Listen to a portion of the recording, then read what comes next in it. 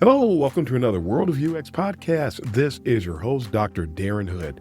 Thanks for taking the time to join us. And as always, those of you listening for the first time, welcome, and welcome. We are continuing our series today, a long series, but there's a lot to be covered.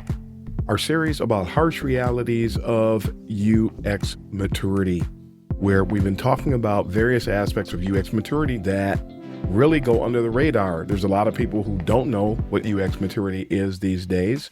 There are some people who do know what UX maturity is. However, UX maturity is usually viewed from only one dimension.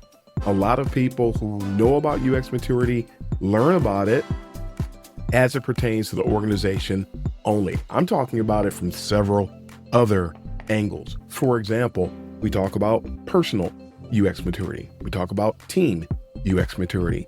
We talk about discipline-wide UX maturity. We talk about educational UX maturity. There's so many different types of UX maturity and so many different ways that it can be divvied up so that we can understand it, because UX maturity has to be managed. And if you don't manage UX maturity, it will manage you. And that does not end well. UX maturity is something we have to manage from the corporate perspective or the organizational perspective. We have to manage it on the personal level. I tend to assign UX maturity levels to my stakeholders and to projects, something I learned to do in one company where I was a manager some years ago. I found it's really beneficial. But again, it's really, really important that we understand and manage it and don't take UX maturity for granted. Because if you do not take the time to manage it, as said, it will manage you, and that does not end well at all, because things will go haywire if you just let UX maturity just grow organically. It's not going to grow organically and do well. And so that means that the people who are managing it, it really behooves those individuals to have higher levels of UX maturity, because that's the only way that you're going to have the sensitivity needed in order to manage it from all the other different perspectives. So we've been covering UX maturity, talking about different aspects of UX maturity that we can manage, that we need to take note of to help in optimizing it in all that we do. And tonight's topic, what I'm going to cover in this session, is UX maturity and improvisational impact. Now, some people are going to say, man, that's a big word. Well, it is a big word, but it's an important word. If you want to shorten it, you can call it improv. That's what people call improvisation for short. It's something that is really most often used in the comedy world. There are improv places where people will go in and they will just do comedy routines without any planning, and they work with whatever is before them. And the Saturday Night Live folks, for some people who are familiar with Saturday Night Live, the show that was made famous in the USA back in the 70s, that's when it got started. And people who had a root in improvisational comedy came together and they started this new TV show that's been running ever since. It still airs on Saturday night. You can see old episodes of Saturday Night Live almost anywhere they're available. They're available on YouTube. They're available in a lot of different places. And a lot of great skits were done. Some that fell flat, completely flat, but a lot of it was really, really good. But what we're really speaking to is that same element that they used in comedy also comes into play in UX, whether we like it or not, whether we do it or not, and it ties into UX maturity, or I should say UX maturity ties into improv. So we're going to talk about that a little bit. Let's start with a nice little foundation. Let's look at definitions. I'm going to give you 3 quick ones. The act of improvising, basically from American Heritage, this is what they state in that dictionary. It's about acting or going about doing something without planning ahead. So doing something without having something that is etched in stone, having something that you're going to adhere to rigidly. Step 1, step 2, step 3. When it comes to improv, that's not it. You're not going to have step 1, step 2, step 3. when it comes to improv. You're just going to dive in and do it. But UX maturity is key because you have to really know your fundamentals. You have to understand how things work. You have to understand your customers. And the more knowledge you have, the higher acumen level you have. Not only is it that you're going to improv more, you are more equipped to improv. And improv allows people to achieve higher levels of success than that rigid approach allowed for. So, and I'm getting ahead of myself again. Let's go over a couple more definitions here. A little bit of overlap with the definitions, but I'm sure you'll understand and appreciate why we take the time to bring these up.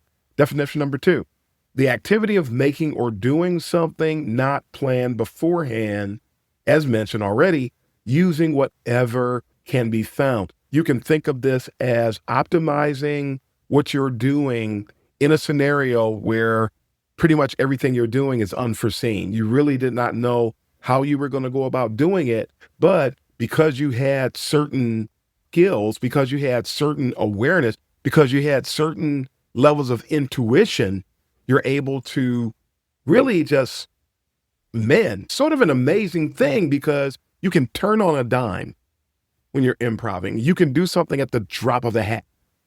An hour ago, you had no idea that you were going to do what you did, but because of the intuition, because you could read the situation that you're in for what it's worth, it allows you to assess, to make decisions at a moment's notice, and not just any old decision. We're not talking about spaghetti here. We're talking about making very sound decisions because you're able to read certain types of data quickly. So, and hopefully somebody's starting to see already how UX maturity plays into this. Definition number 3, spontaneous performance without specific or scripted preparation. Make sense? So hopefully already improv and the benefits that it affords UXers is somewhat clear as we start to dive into this topic. Now, what types of improv are out there? I call out 3, or there's 3 terms I'm going to use to describe these. The first one is calling an audible. We borrow that from the world of sports. Football is where it comes into play because when they're playing football, for those of you not familiar with the sport of football, and I'm not talking about soccer, we're talking about American football here for those of you who are over on the other side of the pond to make sure we're all on the same page. They'll call a play, they huddle, they call a play.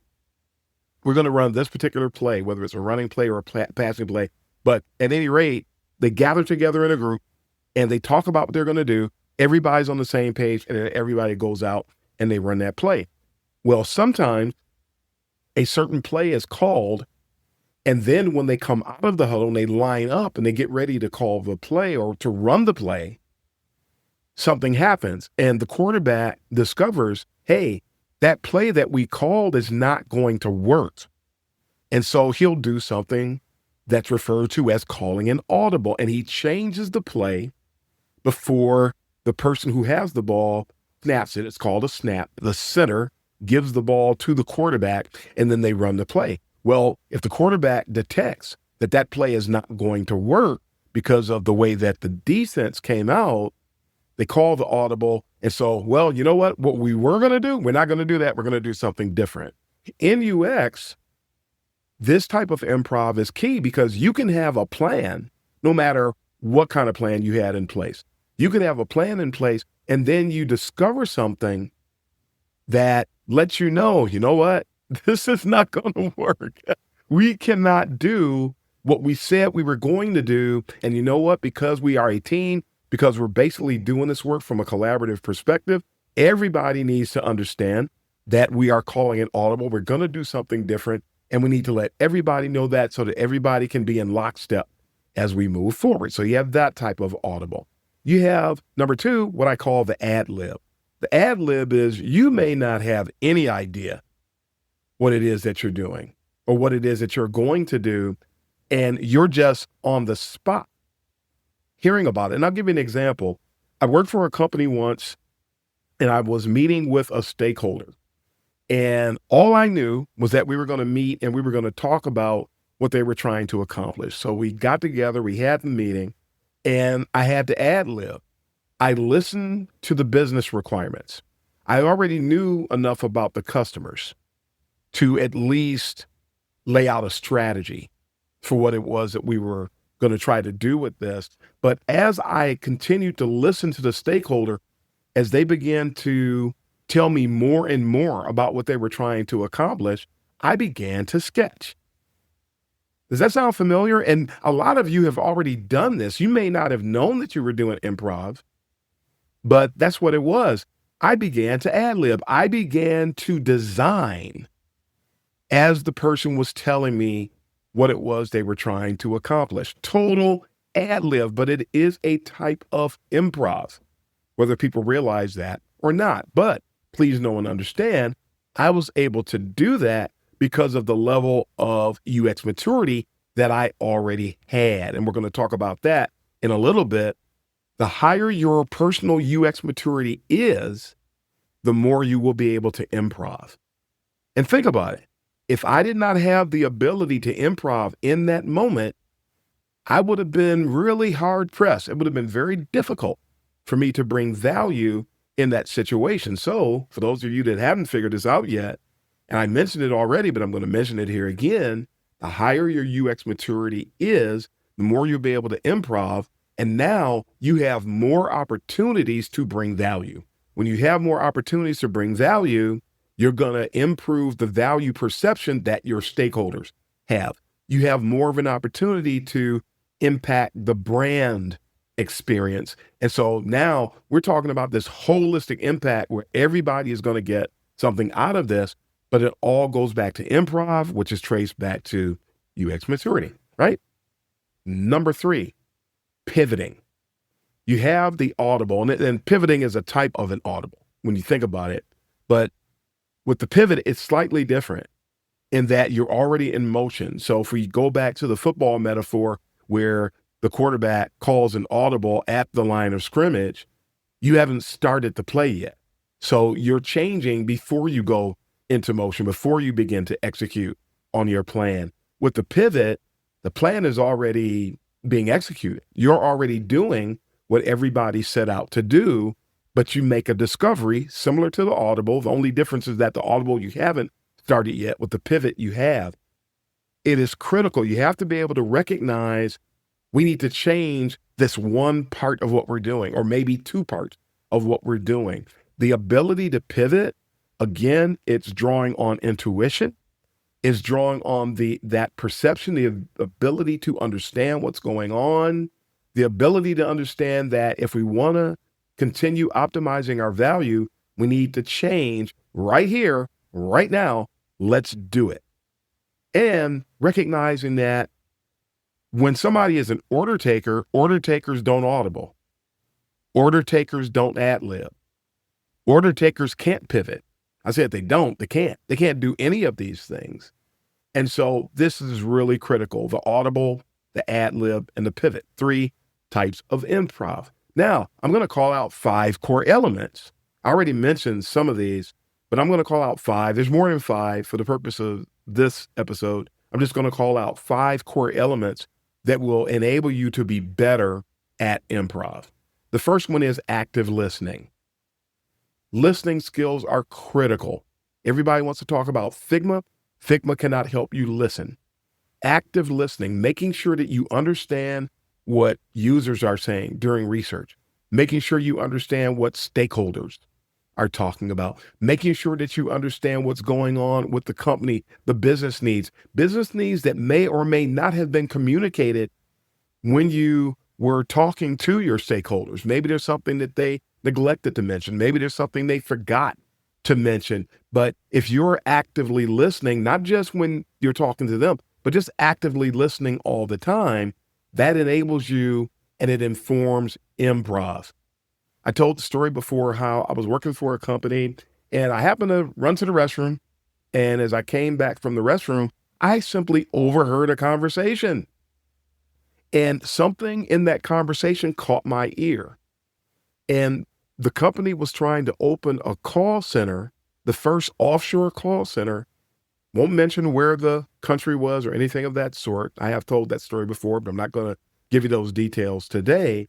And I heard them talking about how they were having problems because they had already hired all the personnel, they had already signed the lease paperwork, and the country would not allow them to bring the equipment that was going to allow them to train those people that were already hired. I happened to listen, overhear, digest what was being said, and in the moment, boom, improv, and let them know, you know what? I have a solution for you. You have a few minutes? And I shared the idea that got concocted right on the spot. Long story short, we were successful. We were able to train all the people. We were able to provide a solution that not being able to ship that equipment became a non-issue because I actually created some simulators. I created some simulators and we deployed the simulators, and even we went beyond what they were trying to do because of the improv. See, again, when somebody is an order taker, all they can think about is what somebody said. When you improv and you have this awareness, you can come up with ideas that go well beyond what somebody was talking about, and you can bring additional value. And that was a huge hit. And they ended up using that solution. I ran into somebody just recently and found out that they used that solution up until about 4 or 5 years ago. They used that solution for over 15 years. And so, you know how much money was tied to that? You know how many millions of dollars the company saved and how much they made because of that? That really helps to show the impact that comes with the ability to improv, but it's tied back to active listening. The ability to adapt, number 2. People who are in the armed forces are used to hearing people talking about adapting and overcoming. The example I just gave was one that was associated with adapting and overcoming.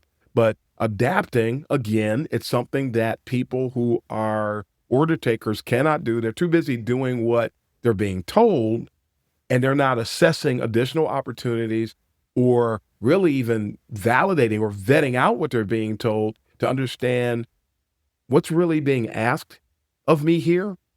What is it that the business needs? What is it that the users need? And what can we do to go well beyond what somebody even brought up in the first place? There was a situation, I worked at a bank, and they wanted to help customers to overcome issues associated with identity theft, things of that nature. And so the marketing department came to me, and they came with the order. And they talked to me, and I heard them out, active listening.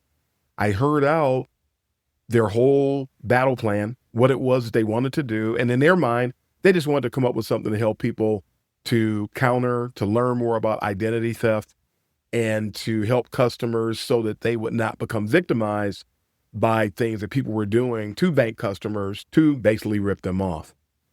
Well, I'm not an order taker, never been an order taker in my career. I had somebody recently try to tell me I was an order taker. No, that you want me to be an order taker. I'm not an order taker, never been an order taker. And nobody could come up with evidence to prove that I was. I heard that scenario. I came up with an idea that went well beyond what it was that they were talking about. And not only did we roll out something to help people to overcome identity theft, we rolled out a solution to help people to understand phishing.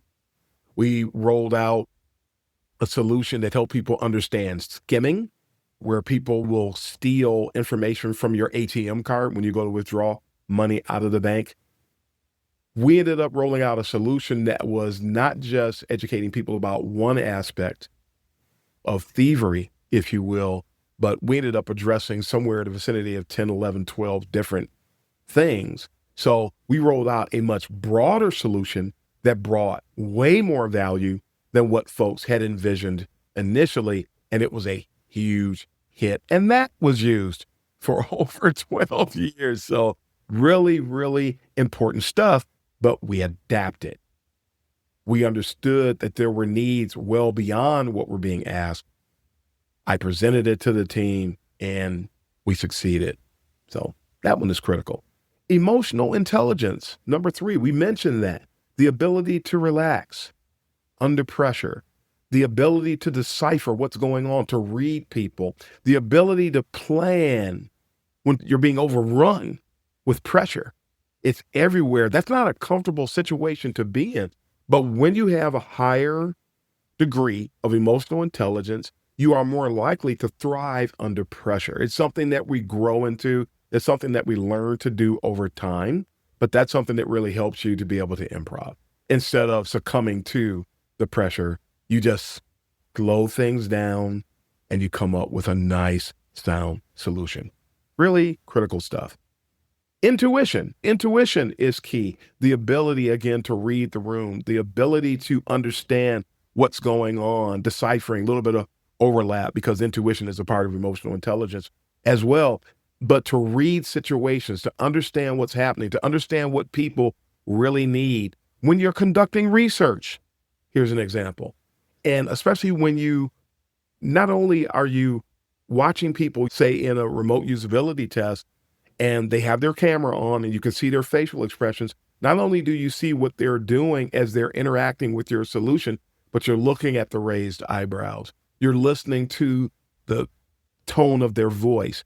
You're looking at flaring nostrils. You're looking at the slight smirk on the face that lets you know it's communicating. We need to be able to see what's going on with people and to decipher those things, to use that intuition to understand not only what people are doing, but to understand what that means and what's needed in order to drive success. And that type of information will allow you to improvise, especially if one person that you're observing does certain things that you need to read into, but another person doesn't. So you didn't need to improvise as much or at all with one research participant, but with another one or two or three or four, you may need to because of the way that they're responding to things. So intuition is key. The 5th core element, pattern recognition. When you get used to seeing how things normally proceed, you get used to seeing how people normally behave, you get used to seeing how people interact with a solution, especially in certain parts of a task. And when you get used to seeing people behave, react, prepare, or even have a certain set of expectations, you start to pay attention to and recognize patterns. And sometimes you can improvise because of the anticipation, because of the expectation. So things like that are really key. Active listening, adaptation, emotional intelligence, your level of emotional intelligence, intuition, and pattern recognition. All these things feed into and will help you when it comes to improvisation. Now, another aspect of improvisational impact involves leadership. We've been talking about UX maturity as it pertains to leadership. It's almost worth separating leadership to an extent as it pertains to UX maturity because it's such a large arena to analyze. It's so critical. I mean, think about it. Many people in UX leadership today, and I talk about this often, really don't have that much experience. They definitely don't have a lot of experience in the trenches. I have said this before and I say it again. A lot of people who are in UX leadership roles, they might be the director, they might be the VP, they might be a manager, they might be in some type of a leadership role. But if you looked at where they stand from a practitioner perspective, a lot of them are entry level. They just happened to get that UX leadership role. We assume that somebody in leadership is there because they've been doing the work for a long time. That may not be the case, folks. And in a lot of instances, it simply is not. So you have a lot of these people, again, they just don't have the experience in the trenches. Because of that, they can't relate to the trenches at all. So they're not familiar with improvisation because they have not matured to the degree where improvisation is something that comes natural. And by the way, when a person ascends when it comes to UX maturity, they're not very reliant anymore on process. And you end up learning that all processes are basically the same, and it's just a matter of semantics.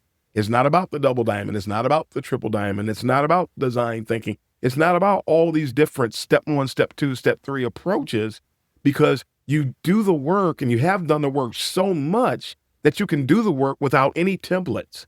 You just get up and you just do the work. But if a person is an entry-level practitioner, they are very reliant on the training wheels that belong to the process. A lot of people don't like that. Well, that's too bad. It's true. And that's not going to change because somebody doesn't like it. So these people are not very familiar with improvisation. When leaders have low UX maturity, they seek to embrace rigid adherence to processes. They want to stick to whatever process they're familiar with, and they will present that process as if other processes don't exist, which is really problematic when you have people who join the team, because everybody's not using the same process. And if you force people down a particular road, that sense of rigidity, that's just not a good idea. Not only is it not emotionally intelligent, it's just not intelligent, period. It's not smart in general, even from a book smart perspective. There's only certain types of work that require you to do things the same exact way. And even when you do things the same exact way, there's always a one-off situation that comes up, and improv is going to be needed. Now, if you don't have the personal UX maturity to improvise and you try to stick to that rigid process, you're not going to succeed, because that one-off situation called for improvisation. But let's get back to it here with regard to the leadership factor. So again, when leaders have low UX maturity, they'll seek to embrace rigid adherence to processes. Not good. In so doing, and a lot of people are not going to be happy about this, but a lot of people go say, you know what, Darren, that happened to me. In so doing, the personal UX maturity of the team members, those same people that leaders are supposed to be helping to grow, it gets stifled because you force people to be rigid. And you come in contact with a situation where rigidity doesn't fit. Somebody needs to read the situation. They need to read the room. They need to read the scenario and then pivot. They need to read the scenario and ad lib. They need to read the scenario and call an audible. That next step is not going to work. And so because of that, people end up being stifled. Their growth gets stunted. They get hindered. They get put on a trek that is not in their best interest. And because that leader doesn't really understand what's going on, they won't recognize that they have ushered a person to a destructive point. They're having detrimental impact on the people that they're supposed to be stewarding over. Not a good thing. Also, because of this, leaders like that, they have a very difficult time relating to more experienced UX practitioners, because they always want to subject that experienced person to that rigidity. But the person with the higher levels of personal UX maturity are already improvising, or they're on alert to improvise, even if they are trying to follow certain steps. Because sometimes we still follow certain steps, but you still have to be on alert. Will this call for me to pivot? Do I need to call an audible? Is something coming up? They're always on alert to be ready to do that pivot, to pivot when it's needed. And when you try to force those people down those rigid steps, you're stifling somebody who already knows how to do all the extra stuff. So that's not going to pan out well. That's going to cause frustration. That's going to cause attrition. That's going to cause people to look like they don't know what they're doing. There's a whole lot of fallout that comes from inexperienced leaders, inexperienced from a practitioner perspective, trying to control what someone who is experienced tries to do. It's really sad, and it's extremely common. These leaders also believe that success is not attainable through the spontaneity that they see the more experienced people starting to operate in. It's really sad. Basically, they punish the more experienced person for being more experienced. And because they don't have the personal UX maturity, they have no idea that they're creating a hostile work environment. They have no idea. At the end of the day, these people end up favoring less experienced folks. That's why a lot of times these people hire folks that are less experienced because they can relate to them better, even though the team is going to suffer and the team is going to bring less value because the spontaneity is non-existent with that group of people. Really, really sad. Which leads me to the dark side of UX improv, because when all of that is going on, UX theater usually abounds. And there's a misrepresentation because when the less experienced people become performative, they appear to be pivoting. They appear to be calling an audible. And a lot of time they're doing what I call point number 2 under the dark side of UX improv. They're buzzword peddlers. They just grab buzzwords because they hear a lot, they see a lot, they read a lot, they go to conferences all the time. So they know all of these terms, but they've never really used them. They're not going to suggest something that they've done over and over and over again. They just heard it. They heard somebody else say it or do it. So it makes them sound smart. So these buzzword peddlers just sling things out there, which leads me to point 3 with regard to the dark side of UX improv. These folks just sling spaghetti everywhere. And then because the UX maturity level is lower for all of these people, they equate spaghetti with success. Spaghetti is not equivalent to success. And folks need to understand that today. Really, really critical. I hope folks can see how UX maturity ties in to all these things. So as we begin to close today, think about UX seniority and how it aligns with improvisation, how it aligns with success. Those with more seniority folks, the folks that get discriminated against quite frequently, we're the only ones that really have the ability to truly improvise. Some people look like they're improvising, but they're not. And only those who have the higher level of UX maturity know that the person is not really improvising, but they're putting on a show. They're being performative.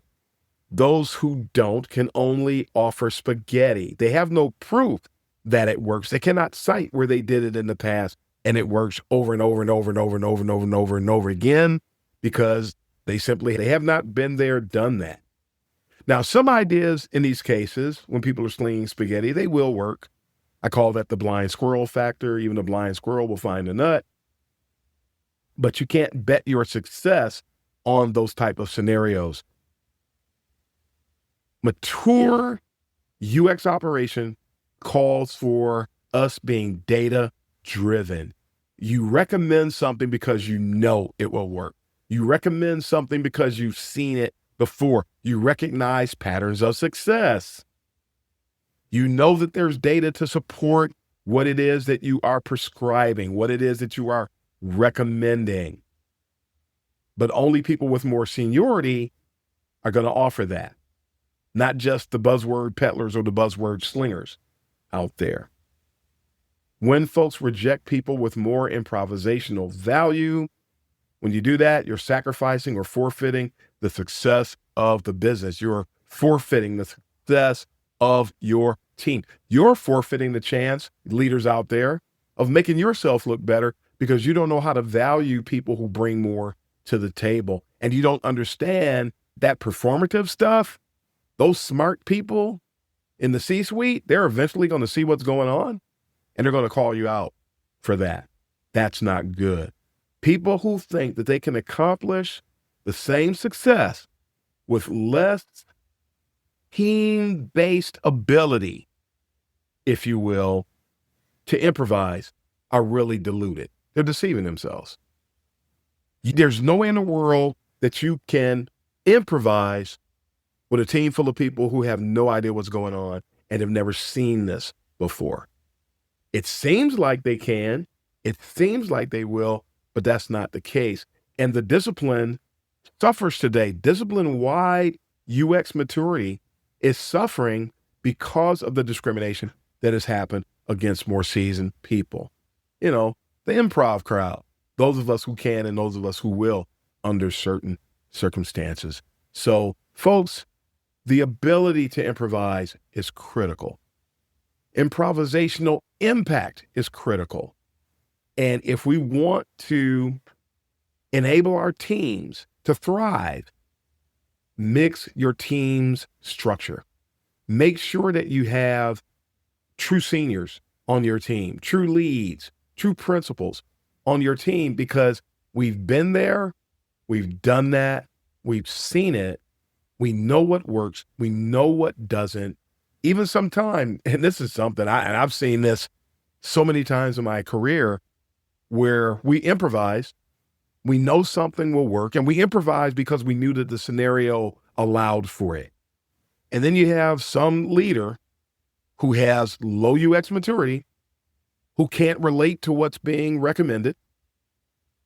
And I'll close with a story where I was working at a company and I understood what the business needs were. I made it my business. That's we always do. Have requirements, will travel. So we understood what it was that they were trying to accomplish. We understood what the present state was. We understood what we were trying to make improvements for. We understood where the experience was failing at the current time. And I provided my recommendations to improve the user experience. And nobody else on the team could relate to what I was talking about. Nobody could. And they swore up and down, this is not going to work, this is not going to work. And it's interesting how people will always tell you what's not going to work, but they have no personal UX maturity to declare such. They have no knowledge of heuristics where they can say, Darren or whoever, fill in the blank, this is not going to work. And here are 5 points of data that prove that it's not going to work. I've never seen anybody do that, but I've seen a whole lot of people over the course of my career who want to swear up and down that something is not going to work. I knew it was going to work. I had data to prove it was going to work. And I also had the authority in that situation to say, we're going to continue to go in the direction that I am recommending. And they were getting scared to death to present this information to the client. Well, the day came when I went to present my recommendations to the client. I talked about current state. I shared with them that I understood their goals. I demonstrated what I call holistic empathy.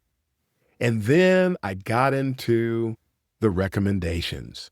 And not only did I talk to them about the recommendations, but I had mock-ups to show what the new experience would look like. I had task flows to show how the whole sets of tasks associated with the experience were going to change. And I showed everything to the client, to the stakeholders. Other people were in that meeting and they were holding their breath and they were just shocked and they didn't know. They just thought I was going to fail and they were wondering why I insisted on going in this direction, but it was because I had heuristics to back me up. And that was the way that I recommended that we go forward. Folks, you already know how this is going to end. The client was basically doing the equivalent of backflips. They knew, they understood. They went through the task flows themselves. They knew what the task flows were like before. They knew where the problems were. In the previous experience, they knew that it was going to work and they were ecstatic. And they could not wait to implement the changes. When the team saw the reaction of the client and how convinced the client was that everything was going to work, then they wanted to turn around, and we've got that moment that you see in movies where somebody scores a touchdown or they hit the home run and the whole team cares. We just saw it in the World Cup in soccer. Somebody scored a goal and the team won and they carried a person off and they're throwing the person up and down and everybody's just ecstatic about the success. Now we're on the same team. Now that you see that it's going to work.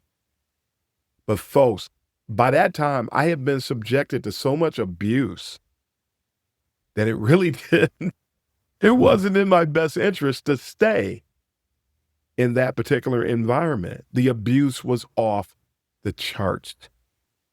So now, all of that knowledge, all of that improvisational skill, all of that insight, all of that intuition, all of that understanding of the customer, all that understanding of the user went out the door.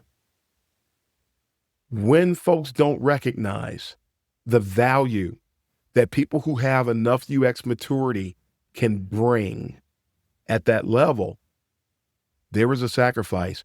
There's going to be a loss, a major loss. There's going to be several major losses. When people choose to keep the theatrical individual instead of the impact individual, that's something that's always going to come back and bite the team in the rear. Folks, improvisational impact is real. Strive to excel and achieve higher levels of personal UX maturity so that you will be equipped to do exactly like what I talked about in the examples that I shared with you in this episode. Strive to excel at heuristics. Strive to excel at information architecture. Strive to excel at not just UX research, but the right UX research at the right time and delivering it and facilitating it the right way. Strive to understand interaction design principles so that you can be ready to implement interactive experiences that are going to be memorable, useful, delightful, that are going to help users to accomplish their goals. And improv is a critical part of that. You will rarely deliver exceptional experiences when your approach was overly rigid. Don't forget that, folks. It is really key. So that's it for this episode, folks. We hope you got a lot out of this. Don't forget to like. Don't forget to subscribe. Don't forget to share with your friends, with your team members, to check out the podcast. We've got a lot of new announcements coming up also in the not too distant future as we are going through a rebrand for the World of UX podcast. I'm sure you've already seen the new podcast cover. There's going to be new merchandise at the Kaizen T site. There's a lot of things that are in the works right now. So I'm really excited about some of the things we'll be sharing with you in the not too distant future. But until next time, this is Dr. Darren Hood, the host of the World of UX, wishing everybody all the best. And until then, folks, happy UXing, everybody.